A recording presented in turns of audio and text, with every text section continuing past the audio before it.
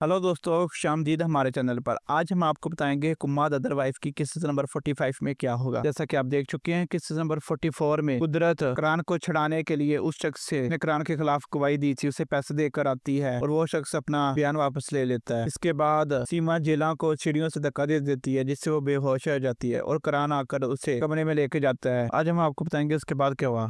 जिला के कमरे के बाहर कुरान नौकर से कहता है कि कोई भी मेरी इजाजत के बगैर जिला के कमरे में नहीं जाएगा। नौकर चला जाता है। कुदरत आती है और कुरान को गले लगाती है, लेकिन कुरान पीछे हटता है और जिला की बात याद करता है कि कुदरत खुफिया गवाह का नाम जानने के लिए कुछ भी कर सकती है। वो पूछता है कि माँ, क्या तुम्हें खुफिया गवाह का नाम मालूम था? उसे झूठ बोलती है, नहीं हुई, इसने मुझे नहीं बताया है। शायद इसे तुम पर इल्जाम लगाने का पछतावा हुआ हो। इसने बयान वापस ले लिया। कुरान शक में मुबतला हो जाता है। जिला समझती है कि हमने गवाह को पैसे दिए हैं कि वो बयान बदले। वो मुझे कसूरवार समझती है। कुरान अपनी माँ से कहता है। कुदरत आगे से कहते हैं कि इस लड़के की राय से क्या फर्क पड़ता है, हम जानते हैं कि तुम बेगुनाह हो। और फिर दोबारा कुरान को गले लगा लेती है। इसके बाद कुरान के दोस्त का फोन आता है और कुदरत वहां से चली जाती है। कुरान सोचते है कि वो गवाह का पता करेगा कि इसने बयान क्यों बदला। इसे नहीं पता है कि कुदरत छुप कर इसकी बातें सुन रही है। कुदरत गवाह को फोन करती है और कहती है कि मैंने तुम्हें तुम्हारे बेटे के इलाज के लिए पैसे दिए। अगर कुरान पूछे तो कहना कि यकूब ने अपनी जान खुद ली थी और मैंने तुम्हें पैसे दिए। इस बात का जिक्र ये कुरान के सामने ना करना। अगले सीन में कुरान के कमरे के बाहर अमीर जेला से मिलने जा रहा होता है। आगे से सीमा आती है और पूछता है कि तुम यहाँ क्या कर रहे हो? अमीर कहता है कि मैं जेला से मिलने आया था। वो अब भी समझती है कि कुरान कसूरवार है। सीमा गुस्से से कहती है कि वो कुरान से बदला लेना चाहती है और मुझे पता है कि कुरान इसे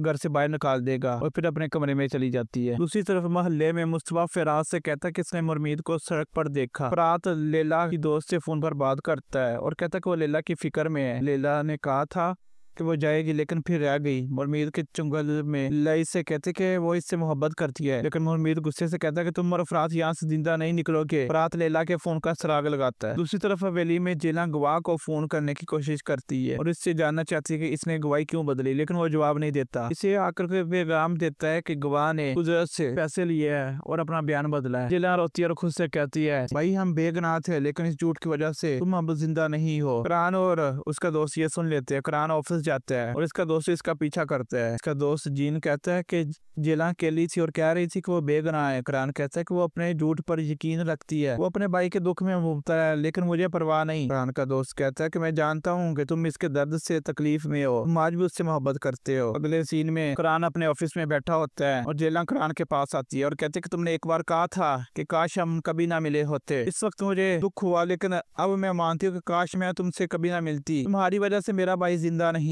कुरान कहते कि जो चाहो सोचो और चली जाओ, लेकिन मैंने तुम्हारे भाई को नहीं मारा। जिला गुस्से से कुरान की बंदूक छीन लेती है और इस पर तान लेती है। कुरान कहते कि बंदूक नीचे करो, लेकिन वो चीखती है, नहीं, तुम कसूरवार हो और तुम्हें इसकी भारी कीमत अदा करना पड़ेगी। तुमने पैसों से इस शख्स का बयान बदलवाया, लेकिन अब तुम एतराफ करो कि तुमने मेरे भाई की जान ली। जिला अपना फोन निकालती है और रिकॉर्डिंग शुरू करती है। कहती है अब एतराफ करो। कुरान चीखता है कि हम हिसाब बराबर करेंगे। तुम और तुम्हारा भाई सिली की जान लेना चाहते थे और इसे सजा मिली, लेकिन तुम्हारे भाई का कत्ल मैंने नहीं किया, ना ही मैंने किसी को पैसे दिए है, क्योंकि मैं बेगुनाह हूँ। जिला रोते हुए बंदूक खुद पर तान लेती है। कुरान परेशान होकर कहता है कि पुरसकून हो जाओ, बंदूक नीचे करो। वो कहती है मैं इस दर्द के साथ नहीं जी सकती।